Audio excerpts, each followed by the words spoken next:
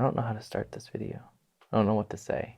I don't know how to get into it because it's kind of like that devil's advocate position, where it's like I want to, because I can just imagine that some people that bought the book are going to look at the practices that we laid out and think like, oh yeah, I've seen that before, or that's nothing fancy, or that sounds simple, you know. Yeah. So, I just want to address that because I think that it can be a sticking point, and I don't want, my concern is that like, okay, this, I know the value of the information and the techniques and stuff like that, but it's not something that's always easy to relate or communicate. I mean, so I don't know where to start with that, but you get what I mean. Yeah, I think part of it is just unpacking it, right? Because we've heard the terms before. I mean, it's those same terms, maybe gazing, no, but relaxation for sure. Fourfold breath, I'm sure people have listened or had that somewhere in the past, right? So it's like, or some version of it, right? Whether it's box breathing or whatever, all the different terms they've labeled it with. So, and I think it's just unpacking it a little bit to make sure that people know. I mean, I think the tragedy would be uh, if at first glance, even reading the table of contents and saying, "Oh God, no," it's not the spending $6, right? It's the it's the, oh, this is all stuff that I know, and it's like, no, it's not the way we present it, and not the way that it's supposed to be done, right? So, how many times have you heard students in a class or even at a lecture, right? I mean, in a place with 200-300 people where the people have been training in something or doing meditation for 20 years or whatever it is, or maybe even the fourfold breath, or for a long time, and where I bring up very specific point by point, like, are you doing this? Are you doing this? So when you do that, are you doing this? And are you doing this? And they're like, no. And I'm like, well, try it that way. Right. And then they'd go and they come back the next day, like, my God, I've done this for however many years, and just changing that thing, I had an experience that was way over the top of where I've ever been with it before. Just Right. changing certain things and making the emphasis on specific avenues, specific points that when you blow those points up and make them the focal point, it does two things. It makes it more effective, and it sort of gets you through those little bumps in the road where you've been stuck, or plateaus, stagnation points, right? So it really does make a difference on how it's explained, and making sure that people get through it in the right way. Right. I mean, the whole thing is about the whole thing for me is having people get the results, but they have to do it to get the results. So it's like, I want to make sure that people are doing it correctly so that they can get the results, because if they do it correctly, they will get the results. Right. And that's the only thing I care about. And part of it, I think, is a clear definition of the technique, because as we'll go over in more depth in the video on relaxation and in the book as well, it's like relaxation we define in a really specific way and go about in a very systematic way as well, Right. which is really different than just a relaxed attitude. And it's also, I mean, part of it is when you go to these retreats and whatever, they have they're in a very condensed time, right? So even if it's a weekend, or even a 5-day week, or something like that, I mean, each session is so long, and you only have so much time to spend on relaxation. Here's the sticky point with that, is that if you don't do relaxation to the level that we're talking about, the rest of what you do, regardless of how fancy or whatever the meditation is that you're doing afterwards, you're going to get a fraction of what it's supposed to do out of it. Because you have to relax the body to a very specific place in order to get that effect. And, you're maximizing your effect of the meditation that you're doing if you're doing the relaxation first, to the degree that we're talking about.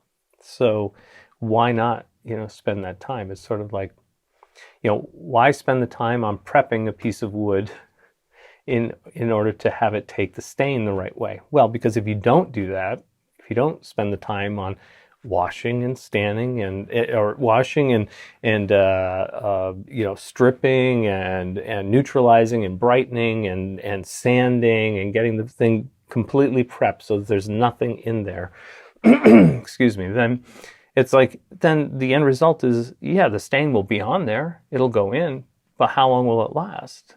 The wood won't accept it the same way, and you won't have the lifespan out of it that you normally would. So you got to go through the whole damn thing again. So it's like, the prep is critical for being able to not just get to that place, but to actually retain the information, retain the ability and to build on it. Because every time you hit one of those sticky points, it's like, that stagnation will hold you back, and you can apply yourself and apply yourself and apply yourself. But if you when you do it that way, it gets frustrating because you're moving in very tiny increments where it doesn't have to be that way. It's not like it's going to be overnight if you relax perfectly, but you're going to be a hell of a lot farther ahead if you do it that way than where you've gotten to this point. Right. And I want to talk a little bit more about the fact that these are so deceptively simple, because, they seem, because they're simple, I think they come off as seeming easy as well, even though, the title of the book and all that kind of stuff, it's like, at first glance, it's like, that doesn't really seem like that's that profound. Right. So maybe you could speak to that a little bit. Sure. I mean, I think, with a lot of things, and again, one of my teachers, I think one of the best pieces of advice as far as training goes, simple is deceptive, but simple works, if you apply yourself in the right way. Simple does work. A hammer is simple too, but it works. And if we took the test of time and applied it, right? Yeah, I mean, they have all kinds of pneumatic guns now, it's like compressed air and all of that, but the mechanical parts break down, the O-rings break down, the compression pump breaks down. You've got to have extra stuff and all of this. And yeah, does it make your work go faster? I'm sure it does. Otherwise, they wouldn't use it. But in the long run, I've seen my contractors do this, when that thing breaks, it's either stop work, which they don't do, and run out and get new parts, or they pull the hammer out of their pocket that they've had for 20 years, which is still perfectly workable, simple, but works, right? It's effective and it works. I mean, is there stuff that will, kind of maybe seemingly make the job easier for a certain period of time? Sure. But in the end, those things break down and they only take you so far. Something that's simple and effective will guide you through the whole practice, through your whole journey in whatever that you're trying to do. These are the reason they're foundational is because they don't break down over time. They keep working, they keep building, they keep giving you support, so that you can extend yourself even farther. It's like you don't have to redo them when you learn them this way. Right. Yeah. And I also wanted to ask you about, a common, I think, misconception that's out there about, when we read about people learning to see, either it seems like for the most part people are born with it, or they go to some retreat or spend time in the middle of nowhere with some shaman who does something to them or with them, and then bam, like a bolt of lightning or trauma or whatever. Yeah. Near-death experience. Right? Yeah, so I think, when it comes to this stuff, and it's like, I think it can almost seem very incongruous to, be pursuing seeing energy, finding this book, looking at the simplicity of these practices and saying, well, that's a far cry from being in the Amazon, experience. Yeah, exactly. It's like, it's so, and it's like, can I really do it myself? Are you sure I don't need some indigenous guy to whack me in the right spot, or whack me in the back of the head, or, whatever, or, right. Force ayahuasca down my throat or something, so right. it's I don't know. I guess I think a lot of us come to it with that, like, are you sure I can do this? Like, I'm not psychically gifted. I don't have a personal shaman. Are you sure? Right. Yeah. Well, I mean, I think it's like anything else, you want to, if you're willing to, if it's something that's really something that you really want to go after, if it's a passion, that you really want to engage in and see if you can manage this. I mean, first of all, I love it when people actually, bet on themselves, as opposed to somebody else to do this for them. It's like, and I mean, I guess you could, I mean, I don't put myself in that category of someone else to do it for you because I'm not doing it for you. I'm just trying to cut the learning curve down and make it as practical as possible. I mean, it's I think it's something that's inherent and something that for most people it's just a latent ability that maybe pops out every now and then, with a certain event or whatever, certain events that put you in a peak experience and that, you get flashes of it there, or maybe in a spike of intuition or some insightful repose, and all of a sudden it comes out, you get a glimpse of it, and it's like, oh, is that just, I mean, we're very easy to sort of dismiss that stuff, like, oh, it's just a trick of the light, or, oh, it's just, something in my eyes or blurry or whatever. We're very quick to do that because it doesn't fit the norm of what we usually experience, right? But it's something that anyone can do, and I really do believe that it's sort of an inherent trait of human beings and other things too, right? So, but we just need to sort of put ourselves in the right mindset for doing it. And it's not just about wanting to do it, but it goes a long way in wanting to be able to do it. And then, what's it worth to me? What's the sacrifice? Because there's always a sacrifice for things that we get, right? So what am I willing to sacrifice for that? Is it large amounts of money? Is it time, which is always the most precious commodity, right? So, because I could be using that time to do something else. I mean, I usually feel that the amount of time you'd have to spend on this would be this, less time than the average person spends on television. So it's like, if it's that important to you, you'll put the time in to get those incremental successes and you see the progress. And when you do that, that's going to spur you on to do more. And so again, I could sit here all day and tell you fanciful stories, of other people that have done it, whatever. And it's like, for me, that doesn't really cut it. I mean, testimonials are a dime a dozen. I mean, we like to get them as much as anybody else. I mean, I like to hear people's successes. I mean, that drives me, right? I mean, that's a great thing. But, somebody who doesn't know that person or whatever, it doesn't have the same impact. And after all this time on the internet with people having pages of testimonials, it's sort of like it's lost some of its flair. It's not a real convincing tool as far as I'm concerned.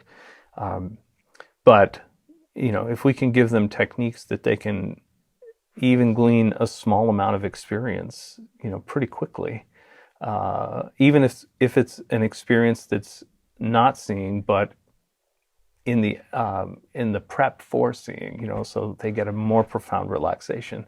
They start to have some experience with gazing. They have a more profound experience with breathing. This is already a good thing. Right. And it shows them that there is more and that they are capable of doing it. And I don't think that I've ever had a student at all that couldn't do anything.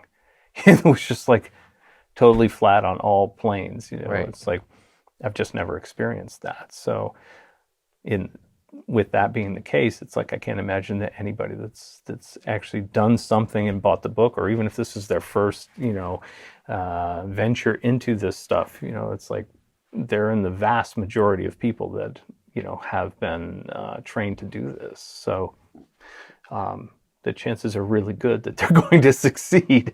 That's the thing. They just need to follow the protocol and adjust it for themselves, right? Because we're all fingerprints. We're a little bit, the variations are slight, but they're there. And so that's why we start with the simple and the foundational, right? Because that will be a building block that you'll use for many other things besides seeing, right? This is not just specific to seeing. I mean, all of these three techniques are utilized in many other things. So, and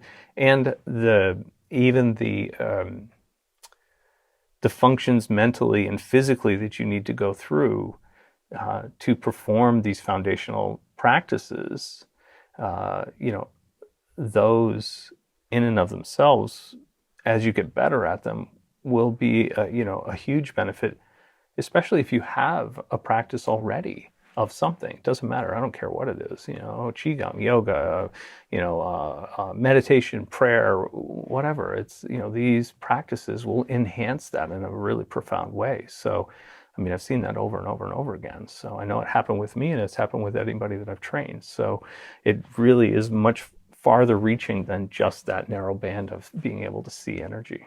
So I think that that's, I think people will be really happy with that, and seeing, you know, what kind of legs that has. You know, it's far reaching. So, yeah. Right. Mm-hmm. Yeah. I think that's a good introduction. I mean, I think there's definitely some other things that I want to touch on from the book, but I think we'll get into it as we go through describing and dialoguing about each one of the practices. All right. Right. Cool. And I don't mind people being skeptical. I think that that's it's an admirable trait. You know, skeptical and cynical are two different things, right? Cynical is when somebody, no matter if they've got the proof in front of their nose, they'll still deny that that's what, you know,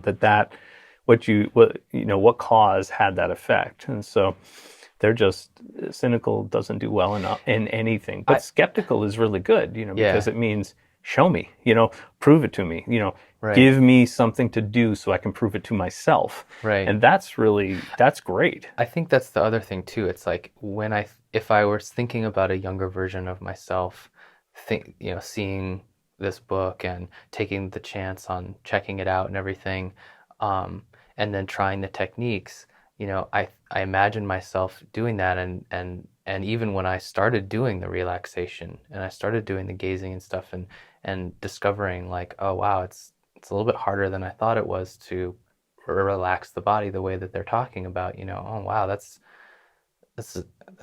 nothing to shake a stick at, you know. It's and I just you know, it's almost like in thinking about that earlier version of myself, it's like, okay, I want to make sure that people don't get discouraged if they find that to be challenging, you know. It's like and because you know, I think that I've just gotten personally so much value out of just taking relaxation as an example, building that ability up in my meditative practice, not just for the purpose of seeing, but for many other things. It's like, that is a profound technique, and it can't be overstated. And so how, you know, I almost feel this burden of responsibility to communicate that in a way that I feel is adequate, so that people that are seeing it for the first time or reading about it for the first time feel like, okay, yeah, there's a lot of juice, there's a lot of nectar, there's a lot of gold to be extracted here, you know, even though it seems so deceptively simple. You know? And I think the only way to do that isn't how refined the writing is in the book.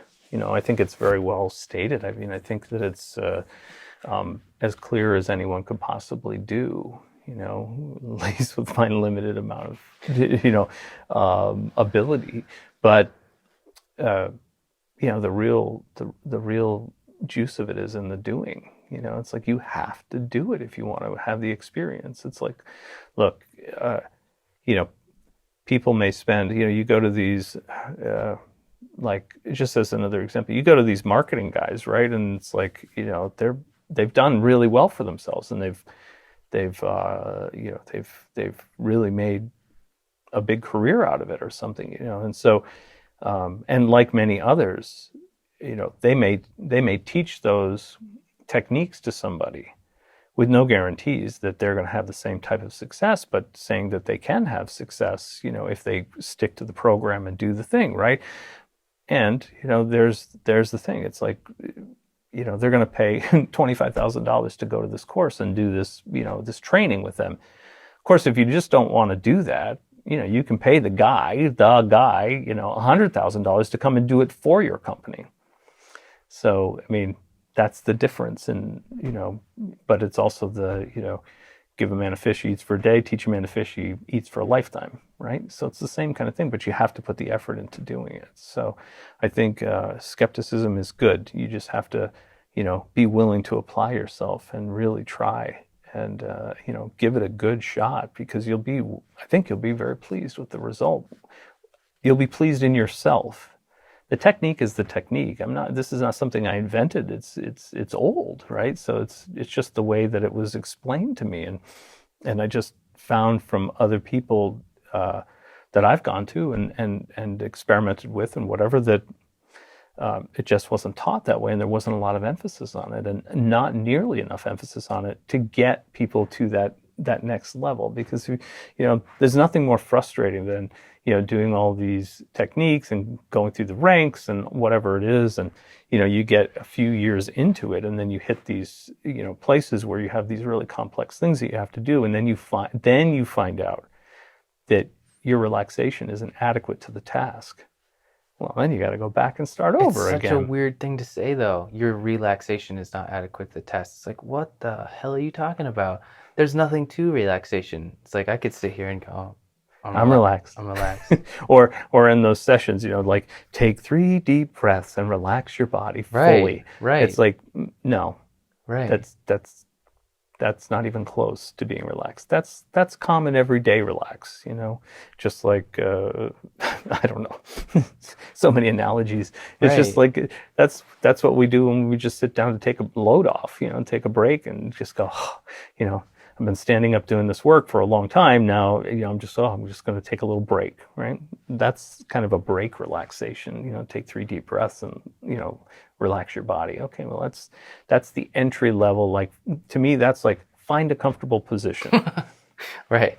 That's all that is. It's find a comfortable position, and then wiggle around a bit and try to find a better comfortable position, and then wiggle around a little more and try to find exactly the comfortable position. And if I tell you, oh, you're going to be sitting there for an hour, find a really comfortable position. Right. It's different levels of that, right? So, but what we're trying to do is to get people, again, you're trying to do something that takes the emphasis off the physical and more to the energetic. And by right? emphasis, you mean your awareness. Right. Because what you're aware of is where your energy goes, right? Right. What you think about most of the time is what you produce. Right. So when your awareness goes there, it's like the Chinese axiom is, where your mind goes, the chi flows. So that's why, all of these things happen. So, and in the, with relaxation, it's the same thing. It's the same. It's just that we don't think about it that way. Nobody really explains it that way. So you're taking the emphasis off the physical and putting it more on the energetic or the space around that. So how are you going to do that? Well, you have to de-emphasize the physical body. Mm-hmm. Well, you can't just do that by going like, okay, I'm relaxed. Well, do that and tell me what you feel. I feel my back touching the pillow that's keeping my legs in the right position here, and with the depth of the chair, and I feel the chair on my ass, and I feel my hand on the cushion, and I'm not taking 3 deep breaths, but it's not going to be much different if I do. I'm still going to have awareness of the room, awareness of of all my physical body and the processes, right? Because as you relax, certain things get de-emphasized and certain things get emphasized. As you relax into certain stages, right? Maybe you don't notice the chair touching your arm anymore, but now your heartbeat becomes, in your ear. You hear your blood flow. It's like, oh my God, what's that? I've never heard that before. Or even if you have, it's like, how do you get past that point? How do you let that go and relax enough to make that wash out? It goes on and on and on until like you get to that place where, the energetic or the invisible is emphasized, right? And the physical body is de-emphasized, right? And if I had to summarize like relaxation, fourfold breathing, and gazing, the simplicity and the combination of those techniques, it's almost like essentially they're a deconstruction of the physical, the physical body first of all, right? And the sensory experience of that, but also then by extension with the gazing, your environment as well. So you're really like, moving into deeper experiences of those practices. You're moving into a place where you're you're disengaging your awareness from its attachment to the physical and allowing a space for that energetic to begin to become perceptible. We're engaged with the physical because that's where most of our focus is. Right. That's where our awareness is. And I think that that's the thing. It's like when you think about a shaman in the Amazon using special tools, or if you think about, whatever, anybody that you imagine as having this special gift of being able to see energy, work with energy, and use it to heal or whatever purpose they're applying it to. It's like there's all this like mystery and mystique around it, and it's kind of like this other world almost. And when we put it this way, the simplicity of what you just said, it's like it makes it very like one-to-one. It's like it takes the mystery out of it in a good way, I think, because it's like, oh, that's not actually that complicated. It's not a moral thing either. It's not like I'm not going to be able to see energy because I'm a good person or I'm a spiritual person or whatever. Or I'm not seeing it because I'm not worthy. Right. Thank you. This is that's not exactly that's not it. It's literally thinking about it in that way. Now, and over the years, again, I've recognized that there's a lot of pushback from that. I mean, it's like, at this point, I'm not one of these. I haven't been to this point one of these super popular, teachers that has huge audiences and whatever, because they've engaged in really, fluffing up people's, woo-woo. I mean, I can woo-woo with the best of them, and it's at the same time, it's like, why? It's like I would rather give you practical techniques that work and get you to where you want to be in a shorter amount of time, learning curve wise, than to play up to, your feeling, I don't know, like in our society anyway, the feeling of being separate and from, the mystical and all of that, like putting technology in place of, faith or God or, whatever, nature, universe, and the trend to trying to get back to that. And it's like, and it sort of pulls the rug out from under them a little bit. It's like, oh, we actually have a scientific explanation for that now. It's not that science produced the effect. We're just using different terms to, to say, yeah, we're verifying this. You guys were on track. It's like now we can give sort of a technical, idea of why this is working. Right. And sometimes it grinds on them a little bit. And I'm trying to get them to, in some ways not be in that frame of mind. It's like they're all tools to help. The better you understand something, the more easily it's going to work for you. And it's like, it doesn't matter where the information comes from, as long as it's accurate, as long as you can accept that, or that you can check it out. You don't have to accept it, blind, right? I'm not looking at blind faith. I'm not looking for conversion or people to, dump what they've been doing in order to do this or anything like that. This is supposed to help you in whatever you've been doing, however you've been doing it. Maybe it is a standalone piece for you and you just want to see energy, and that's fine. And you'll apply that in your already established practice, and that's good, because I know that the techniques that are around that will enhance your whole practice, because you're going to start you can't help it. If you have an established practice, let's say you have a shamanic practice or something like that for the last 10 years, and you've been doing all kinds of stuff and you've ramped it up and you're getting pretty good, and you're really starting to get some decent results or whatever, but you haven't been able to see energy consistently. So you're looking for a way just to boost that practice up and be able to do that, because you know that with that technique you're going to be able to help more people more accurately and quicker. Well, that's great, but I can guarantee you that when you're able to do that, that's going to bleed into the rest of your practice. The techniques that you use to be able to do that will enhance the rest of your practice, because there's no way that it can't, because they're foundational techniques. And some of them you're going to be good with. And others it's going to be like, oh, that's an odd way to put that, or oh, I never really thought about it that way. It's like, let me try it and see what happens, and and so it really does boost up and enhance whatever you're doing, because all of these things, all of these traditions, the end result is the same, right? If it's a real tradition, and you know, and in the end, they all become a little bit more, uh, they're individual, right? So it's idiosyncratic, right? So it's like it's each person makes it their own. If they're really, if they're really on task, it becomes their practice. It may even be a little eclectic, a little bit from this, a little bit from that. Sometimes it happens where people just have a mind that can do that. Always gauged by the end results from my way of doing it. It's always like, the things that produce the results most consistently are kept and enhanced. The things that don't produce consistently, I put aside, and find something that will do it. It's only the bottom line. It's only about the end results. Can I do it? How well can I do it? Is it efficient and effective consistently? That's my litmus test for anything. And for me, I'm always sort of pushing things aside if they're not producing. I'm willing to try it. If somebody says, hey, how are you with this? Not, so. It'd be like, oh, try this. I've gotten really good results with this. Great.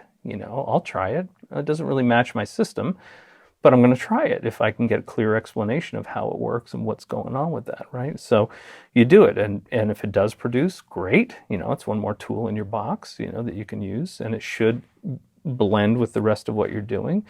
And if it doesn't, well, I tried, and if I have a few questions or trying to make the points better or try a little variation here and there. And if it still doesn't work, then I put it aside. It's like, oh, well, I tried it. It doesn't mean it doesn't work for that other person or that it's all bullshit, right? It just means that it didn't work for me. It doesn't match with my personality or whatever. And that's okay.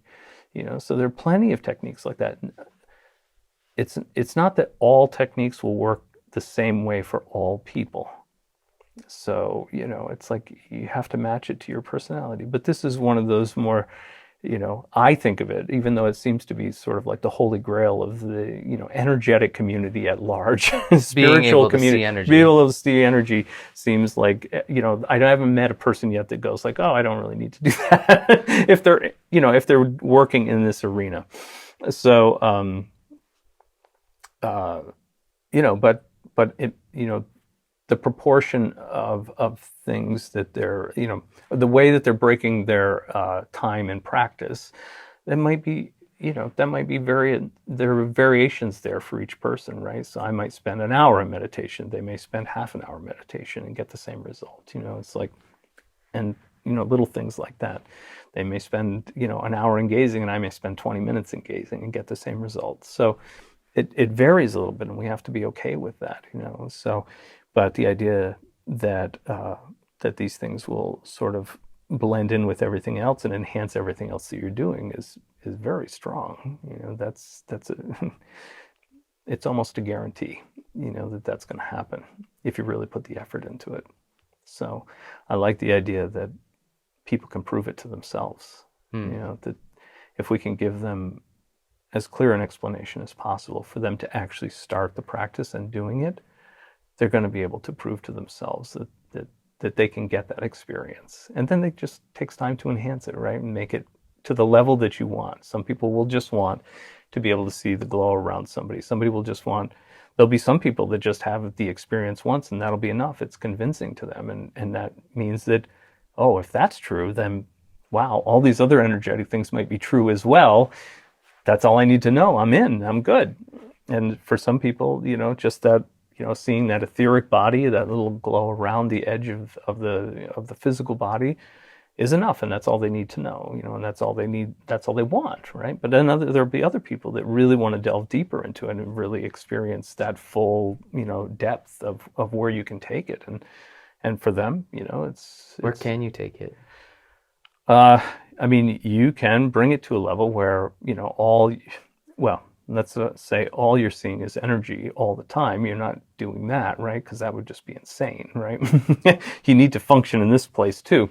And but the idea is that, with some practice, you can see, much more energy than you see physical material. Let's put it that way, right? So, and what does that mean? Seeing chakras or meridians, or sure. seeing you know, I don't, being able where to, that light is not just superimposed over a physical template, but the physical template disappears. So you're only seeing the energetic underpinnings of what the thing that you're looking at really is. You're right, glimpsing the actual. right. So You're seeing only the energy, only the energy. Right. right? Yeah. Yeah. And so at the highest level, we'd be able to modulate how much physical we're engaged with and how Mm-hmm. much energy we're engaged with, and be Mm-hmm. able to shift between those things for what we need to know at the time, or what we want to experience or see or perceive at the time. Yeah, because again, it's like it's all a continuum, right? I mean, you don't need to go to that level for every little thing that you want to do, right? Right, So it's not like it's not practical. So you right. sort of need that, that Yeah, yeah. range and that Right. ability of range. I mean, it's in those transitions that mastery is achieved, right? Yeah, you're always saying that Yeah. masteries in the, Mastery's in the transitions, right? So I need to be able to turn it on, turn it off. and Really important to turn it off, right, right? You do not want to have blinding seeing expeditions while you're driving down the highway. right. Yeah, Uncontrolled, right? It's like, right. oh, look at that energy. Oh, that's a tractor trailer and it's moving toward me. I think that's another thing about these practices, right? Is that like you're not just training your ability to see energy, you're training your ability to see energy at will, Right. which there's a big difference there, because it's like there are many paths you can pursue and many things you can do that may spontaneously give you an experience of seeing, Oh, sure. but there's not a whole lot of techniques that you can do that will train you to be able to turn it on and off and modulate it at will, and be function function and use that ability as a tool in that way. Right. And I think that that's a critical point, that you really need to have that kind of control. If you want to exist in this place, you need to be able to turn it off. It's like you don't want to be, it's not just about becoming, for people that are in like a shamanic practice, it's like it's not about necessarily reverting to being living the life of a shaman like in the Amazon or something, but it's about being like, how do I become like a really effective like human being living my Western life, but then also being able to integrate this ability that I can build up in, not just in my shamanic practice or my energetic practice or whatever, but in like my throughout my whole day and in my whole life, and because it obviously can benefit you in a lot of different Oh, ways. sure. I mean, the idea is that we have to be practical to the point that it's, we have to engage our environment in the best way possible, right? It's like if you're living in New York, uh, it's not going to really enhance your effectiveness in maneuvering in the streets of New York. If everything's just blinding energy and distracting and whatever, right? It's like You're seeing spirits above. geez, it's like holy crap, it's like that's a nightmare. That's not seeing, that's a nightmare. Right. So especially if you don't have any control, right? I mean, Yeah. hell, they even have stories and movies about that, right? Where Right. a lot of these psychics or whatever that they don't have any control. They have these blinding headaches, and then they have a vision, and then they're trying to piece it together afterwards. And they're Right. dropping in the street or whatever. It's like And those stories really speak to us, right? I mean, those are great sure, lessons for us. It's like they should be. Yeah. But everybody wants to put themselves in the category, well, that wouldn't be me. I could have this vision and nothing would, I'd have complete control over it. And it's like, well, yeah, if you train, if you use some techniques to gain some control over it, sure. It's like, it's the, it's the whole Yoda admonition, it's like control, control, control, right? Where it's like, this is the old reference to the older movies, right? Where it's like Luke's, lifting the rocks and balancing Yoda on one foot and standing on one hand and eyes rolled back in his head, checking out the force and trying to keep all these things, juggling whatever at the same time, right? And then some little whistle goes off or something and he drops everything, and it's like control. You've got to be able to, negate those little phenomenal things or the distractions and be able to focus on what you're trying to do. It's like otherwise, it's not going to be a good thing if you lose control at a time when you really need to have a clear vision or whatever it is. So, and I think that was always a big a big point that my teachers, made with me. I mean, I was just very fortunate to get people that were really sort of hardcore practical. Maybe that's what I needed, So I think, I always had those ideas, but until they came along, I wasn't able to bring it about other than sporadic, sort of times in my life when things were, I could really relax to a state of, like we're talking about with the gazing, and doing it just sort of inherently, pulling something out of my ass to just see what would happen, because I was just one of those kids that was, investigative and curious, and didn't let scary stuff kind of hold me back. I wasn't jumping off buildings or anything, but I mean, sitting in the woods by yourself, leaning against a tree and just staring off into space for long periods of time, and just to see what would happen. And then getting some experience, and then seeing what would happen if you went farther, and then what would happen if you went to the natural end, and trying to repeat those things and enhance them and dissect them, take them apart. And but the teachers that I ended up getting were all about control, because I was a little haphazard with that stuff. It's like, not that there was a lot of danger, but I mean, you could potentially, flip into something that, that probably wouldn't be good for you. Let's say that way. It's like people who go to a yoga retreat and have a spontaneous Kundalini opening, which I believe happens, but they're usually not very good with that. It's not something that people have a good time with. It's a pretty dramatic and cathartic experience, to say the least, if it's really happening. So, I mean, those things can happen in any energetic training or realm, right? So having that ability to push yourself forward, but to have a certain amount of control. And, a lot of times control just means really having those foundational skills under your belt, being able to relax when something, dramatic happens, or something that startles you. How do you get back into, it's through relaxation, or maybe the breathing helps you, or a combination of those things. Those are all foundational things that never leave you. It's like you build them stronger and stronger so that you can utilize them. It's like, again, when the pneumatic hammer breaks down, I still have my hammer. Right. And the hammer works all the time. Right. It's interesting. I'm glad you brought it back to masteries and the transitions, because, I as you said that, something occurred to me that I hadn't really thought about a whole lot before. But, these techniques induce a transition.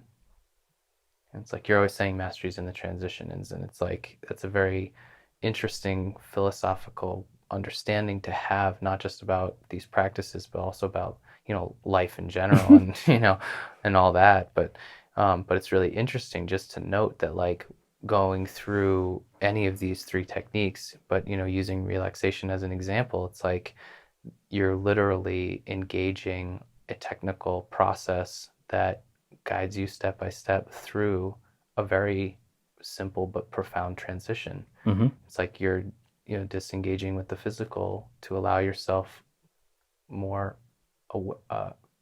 freedom of consciousness to engage the energetic on a higher level. That's a transition. It's a huge transition. But, one of the better parts that I always thought was sort of as a side note, but really not. It's really actually one of the better sort of like side effects, let's say, positive side effects that happens from training this stuff, is that when you get those foundational things down, I mean, when you really, really have them, they influence, they can bail your butt out of a ton of stuff in the, the physical world that you can go through. Because again, those transitions aren't always energetic, right? I mean, in a way of speaking, the way we're thinking about it as a phenomena, it's like, I mean, loss of a job, betrayal, and not always negative things either, but positive things too.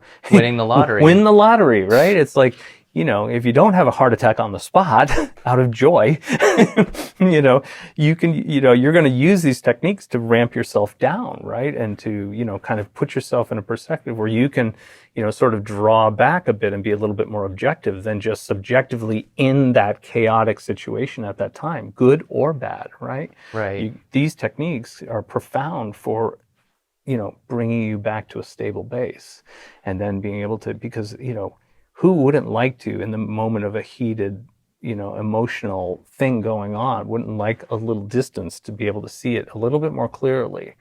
And maybe your response would be the same, but you have that opportunity to sort of, freeze frame.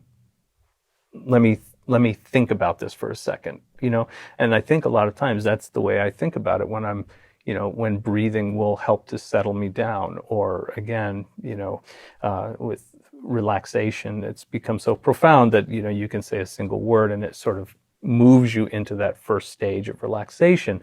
It's the first thing that I do when anything comes up, good or bad. It's sort of like, oh, this is really good, or oh, this seems like it might be really bad. Let me get a little objective about this first, so that it's not impacting me in a way that's going to make me, do something or act on something that, is sort of going to be detrimental to me later, right? I can't take it back after that.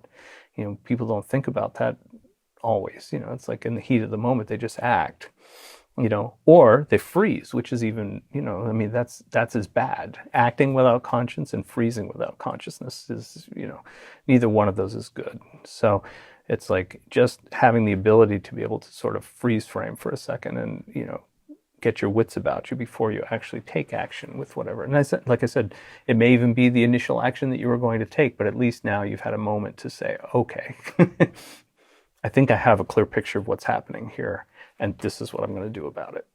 And, so I think that those are, those little positive side effects of doing these foundational practices. Are, it's not stated much because, again, anybody who's doing this work, a lot of times I think they have a tendency to sort of negate the material world and put more emphasis on the energetic world, let's say.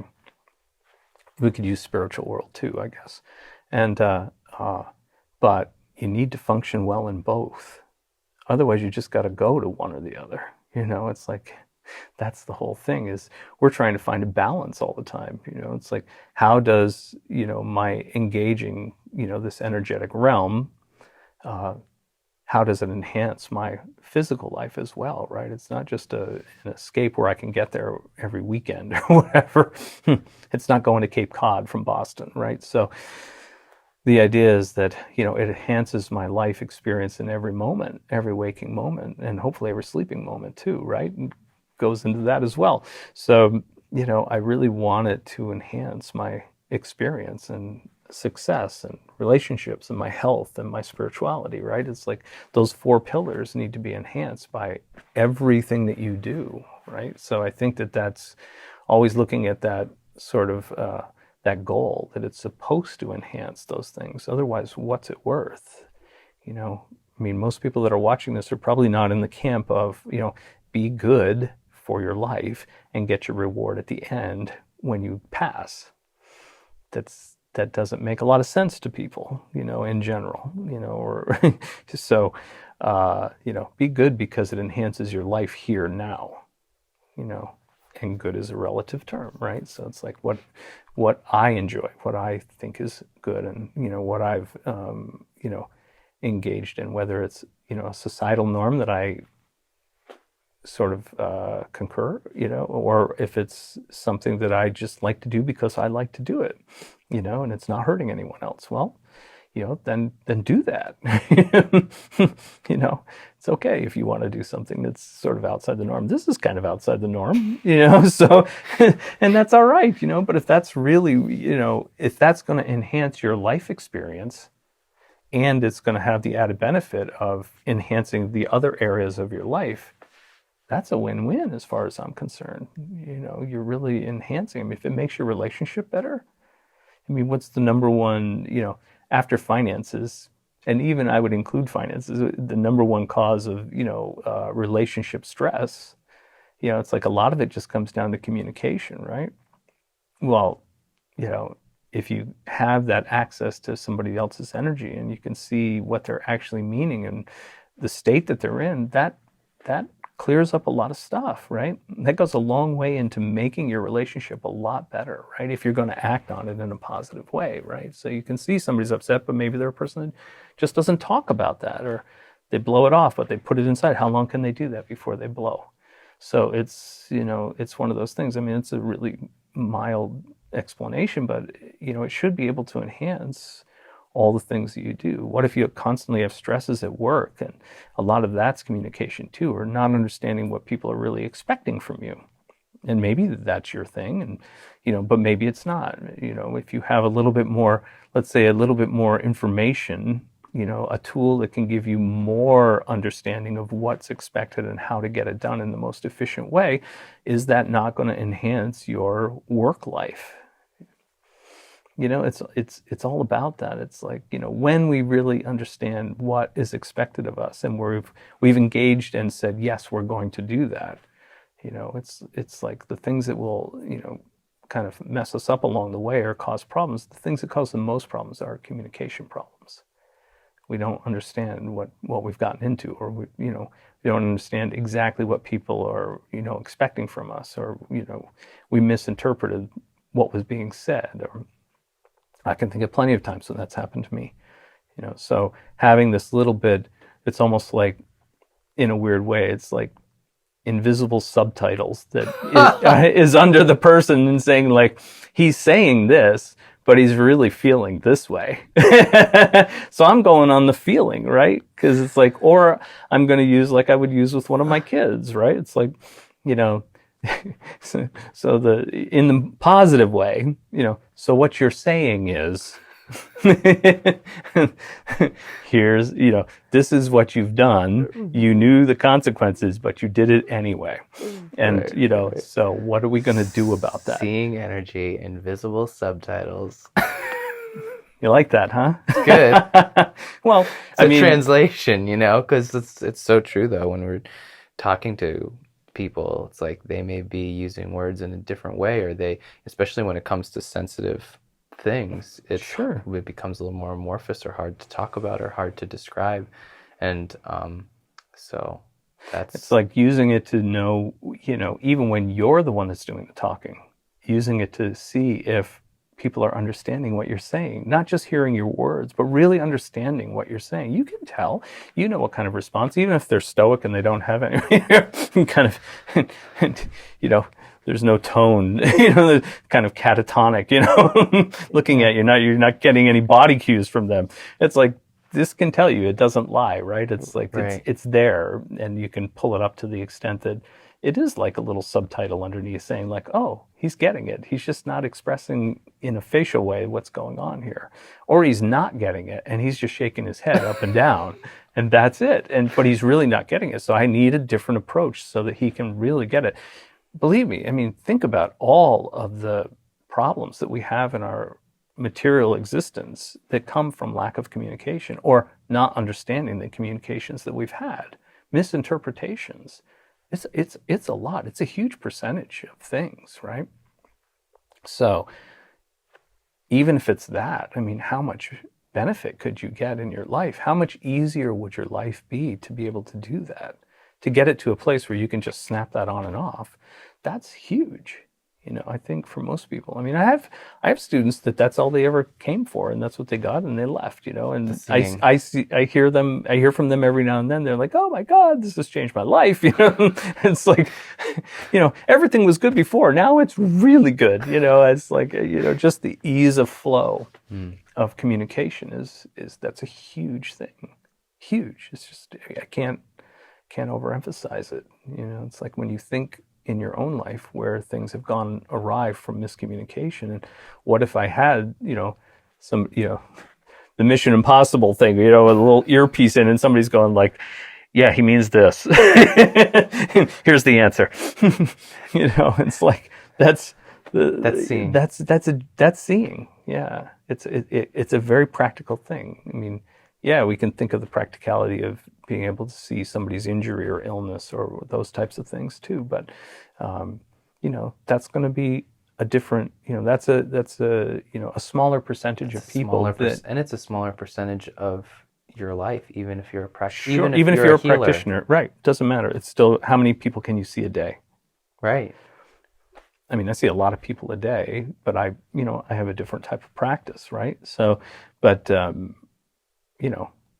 I know very few people. I mean, if you're just doing that type of work, just energy work without anything else, I mean, really, how many people can you see a day? Seriously. I mean, it's not that many.